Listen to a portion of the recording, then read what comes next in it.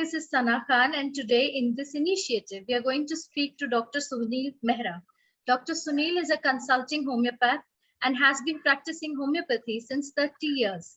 He has done his BHMS course from CMP Homeopathic College, Irla, Mumbai. He has also done his 3 years of practical training from ICR ML Dhawale Trust. He had been running health orientation course for patients in his own clinic, whereby training them how to maintain good health. He treats all types of chronic lifestyle diseases and pediatric illnesses. Hello, Dr. Sunil. Welcome to MediCircle. Hello. Hello, Sanjay. Okay, Dr. Sunil, how does homeopathy work? See, to understand how does this homeopathy works, it works on one principle which is called law of similars. Okay. This law of similars, what exactly it is, you have to understand.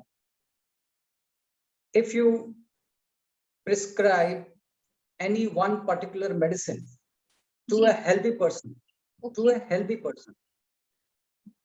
he is going to develop some symptoms because of that medicine. And once you jot down those symptoms, once you withdraw this medicine from this healthy person, these symptoms will vanish on its own. Achha. Now, those symptoms which you have jotted down, if you find these symptoms in any particular diseased patient, and if you prescribe this medicine to that same person, a diseased person, he is going to get cured. This is law of similars. I'll repeat in one statement. A medicine which has the capacity to produce symptoms in a healthy person has the capacity to cure those symptoms in a diseased person. This is what is law of similars, and on this basis, we select our medicine, and on this basis, homeopathy works. To add to this one more thing, we have to understand all these medicines are not in matter form. Okay. The way find in conventional medicine and allopathic system, all these medicines are in matter form. Okay. You are able to see under the microscope, and it is you find it in milligrams or grams like that. Right, right. Medicine is in energy form. Those pills which you are taking, and the alcohol what they put on those pills, both these things are vehicles. These are not medicines. Medicines are there in energy form, which gets dispersed when you put those pills on your tongue. Okay. And that interacts with your body's energy, and then that medicine acts on the principle of law of similars to produce a cure. This now in very short I explained you. If you want any details, I can tell you. नहीं बहुत clear था. और you're talking about those medicines, those small tiny medicines that are very sweet in taste, right? Okay. Yeah. I think most of the people are aware of those sweet medicines, those sweet small tiny ones. So why I have stressed on this point about the energy part, because if you want, I can just elaborate a little more. Your body is not just matter. Your body is not just energy. It is a combination of both, number one. Okay. Number two, the centrality of your whole system is energy. The centrality is not matter. Matter is on the periphery. Your core is your energy. Okay. And when this energy gets disturbed, the manifestation, the presentation of that disturbed energy is on the matter form, which we are able to see in signs and symptoms. Okay. So fundamentally, one has to understand when a person falls sick, this energy which is at the core level in the centrality of our constitution gets disturbed. This centrality gets disturbed. That's the reason we fall sick. So any medicine which is in the matter form is going to create a response only superficially, only at the periphery, because matter is at the periphery. Your core is the energy. So these homeopathic medicines, they act at this core level, at the energy level, and at that level, once it creates the when it produces cure, that's the reason we say it produces cure at its root level. Why root level? Right. Because you have Correct. the root. Correct. And the other, what you mean by this is that all the other allopathy medicines, they treat the peripheral part of your body, right? See, yeah, this is now what we are talking is the principle and the theory part. Homeopathy. When we come to practical part, there are circumstances in life where we need allopathic medicines. Right, right. Yeah, so we have to, as a doctor, not as a homeopath, I'm saying, as a doctor, it's a moral duty of all the doctors to understand the principles of all the different system of medicines, so that they can, when they accept the case, so that they can discriminate whether this case falls within the domain of my system of medicine or not. Right, right, right. Correct. Each system of medicine has its scope and limitations. Correct. Okay, Dr. Sunil, can homeopathy cure an ailment fast? Because we've always heard that the homeopathy cure an ailment is always very slow and it takes time. It cures the root. So can it be fast? See, there are two ways to understand this. One way is to experience yourself and see how fast it acts. Okay. That is the best way. All this eminent homeopathic doctors in the last 200 years, they all were allopathic doctors basically, and they got converted into homeopathic doctors because they got the experience that it acts fast. Okay. So the founder of homeopathy, Dr. Hahnemann, he himself was an allopathic doctor. Okay. Anyway, so one aspect is that to experience it and then understand it is fast. Then other aspect is theoretically you understand why we.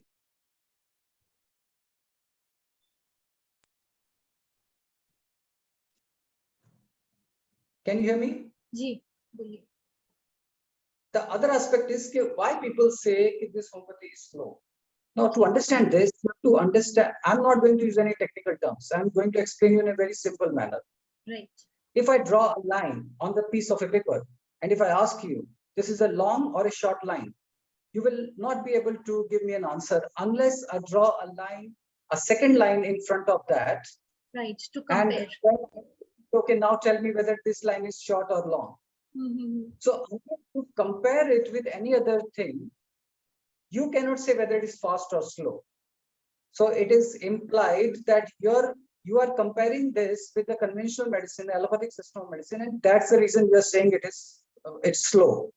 Right. Are you getting me? Right. Very much clear. You have to understand, if I draw a line and if I draw a circle and if I ask you which one is larger, will you be able to answer this? No. No, because for us to compare a circle, you have to draw a circle. Right. You cannot compare a circle and draw a line and ask for a comparison. Right. So first you have to understand the basic principles of allopathic system of medicine and homeopathic system of medicine is quite apart. It is not same. What objective you are going to achieve in homeopathy and the objective that you are going to achieve in allopathy is totally different. So there is no need for comparison. Each system, each weapon has its own scope and limitation. Like for example, I'll give you two examples, a very practical example I'm giving you. If you have an angioneurotic edema, it's a type of urticaria, allergic condition where whole this mouth gets swollen up, and the chances are the swelling can lead to a blockage of the air passages and the person can die on the spot. Okay. Now, under these circumstances, to prescribe steroids is very, very important. Okay. They need not be foolish to prescribe homeopathic medicine. Okay. This is absolutely my personal opinion. Okay. So here one has to be very discriminately make a judgment. Okay, here where we need steroids. Right. Okay. Now, if you're prescribing homeopathic medicine here, you are making a wrong decision. The second example I'm giving you. The second example is of rheumatoid arthritis, a very chronic systemic disease and autoimmune disease, rheumatoid arthritis. Now, this disease if you are treating it with steroids, so you are spoiling the case. Right. Case is going to get complicated. The patient is entertaining the disease for a long time. He is going to suffer from that, and later on, this problem, which is just on the joints, is going to spread on the internal organs like lungs, intestine, heart, some internal organs, because it's a systemic disorder. And here the role of homeopathy comes. Because with homeopathy, and along with that, a good lifestyle and diet, you can literally cure the patient permanently, and he can get rid of the problem permanently. Right? Right. So there is no comparison. You have prescribed a painkiller, Etoshine, suppose any one painkiller I'm saying, to a rheumatoid arthritis patient, and his pain is going to disappear in next 2-3 hours. Right. And then he is going to entertain that disease for his lifetime. Right? So there is no sense in taking such action. There you have to prescribe homeopathic medicine, and when you cure this illness with homeopathic medicine, suppose it's going to relieve his pain in 15 days, suppose, or maybe to be practical, maybe in 3 days. Right. Okay. So getting a response with homeopathic medicine in 3 days is worth, because that's a genuine response. It is not just a painkiller. He is getting cured internally. That's the reason the pain is going away. So it is better to prescribe painkiller, and there is no comparison with allopathy, because you can't compare, because the objective of the allopathy here was only to give pain relief in pain. Right. And it was not heading towards cure. Here you are heading towards cure. It's not just a painkiller. So you can't compare this case. It is producing response in 3 days, and here it is producing in 3 hours. No, there is no comparison. You can only compare with other system of medicine. For example, an Ayurvedic system of medicine. Suppose an Ayurvedic doctor is curing this patient rheumatoid arthritis in 3 months, and a homeopath is curing the patient in 6 months. So then you can say you are slow. Ayurvedic doctor is curing it comparatively faster. This comparison is acceptable. In case, if at all, that Ayurvedic medicine is going to cure that patient. So when you compare, like for example, you can't ask, okay, whose acting is better, Amitabh Bachchan's acting or Johnny Lever's acting. They're two are different things. Right. He's a hero. He's a comedy. There's no comparison. And I told you the first way is to experience it. So if you go to on my website, there are many patients. They have written their feedbacks, and they have written. We were surprised how fast this homeopathy acted. So the feedbacks, if you read on my website, the patients have written. So this is one aspect. Other thing is how we decide how fast the cure is going to come. There are criteria for that. I'm being little fast, to give you a proper and complete answer. The first criteria is the disease, what disease is suffering from. The second criteria is since when onwards the problem is there. Right. The third criteria is whether he has taken any suppressive medicines in the past or not. Okay. The fourth is whether he is in first stage of the disease, second stage, third stage, or fourth stage of the disease. And the fifth one is whether any complications of the disease has occurred or not. Now, considering these five criteria, then we decide how much time it will take to produce a response and how much time it will take to get cured. For example, one patient had come, a lady who was suffering from rheumatoid arthritis only since 3 months. And she was not on any heavy allopathic medication, on any suppressive medicine. Okay. And I cured her very fast. And the same, one lady had come of the same age, and she was on HCQ, steroids, and other, many allopathic medications. And this problem was going on since 5 years. Now, obviously, she's going to take more time. It's very logical. If you're having cold since 3 days, it is going to vanish within a few hours. If you say I'm having cold since 3 years, so it is going to take at least 6 months or 8 months. Correct. So this fast slow, this is not. You can't answer this in 1 or 2 statements. You have to understand the whole dynamics of this and dimensions. Okay. Okay, Dr. Sunil, can homeopathic medicine and conventional medicine be taken together? See, for that, there are different circumstances. If the patient is already on allopathic medication, if the patient is already on allopathic medication, then it is not wise to discontinue that. I'm talking of chronic disease. Okay. Right? Right.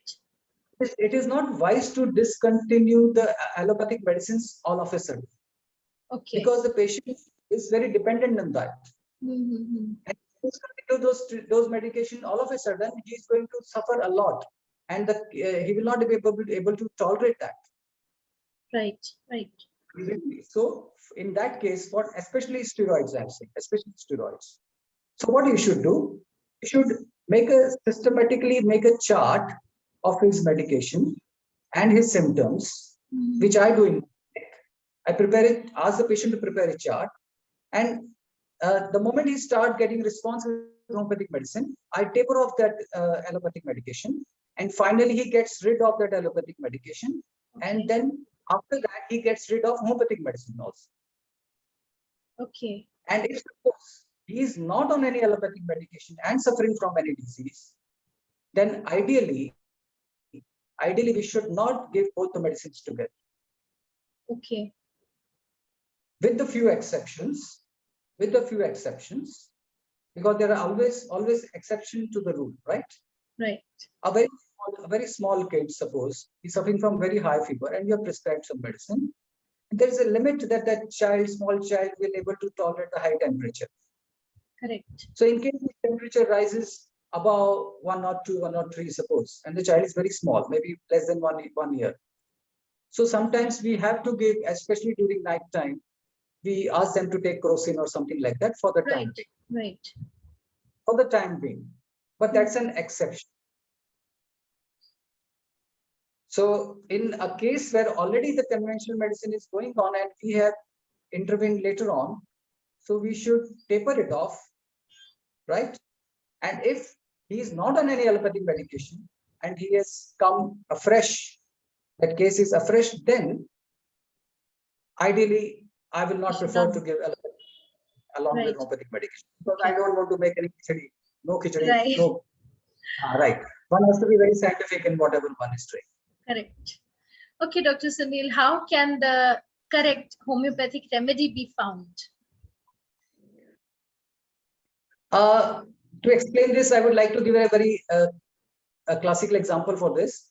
For example, see, when we have to transfer a photograph from one mobile to another mobile, right? What we do, we first put on this Bluetooth on, right? And we start doing pairing of that. Right. And once that pairing has occurred, then the photograph will go. Right?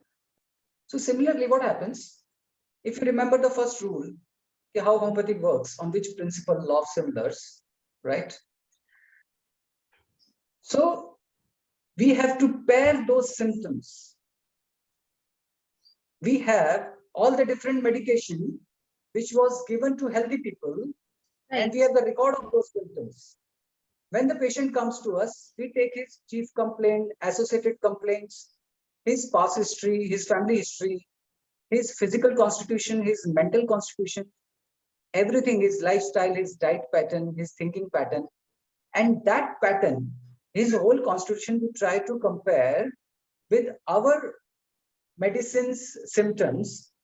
And this pairing, when we are able to do efficiently, and then this medicine, when it is prescribed to that patient, then cure occurs. So for that, if I have to summarize, we have to take the detailed case, only then we will be able to give a correct medicine.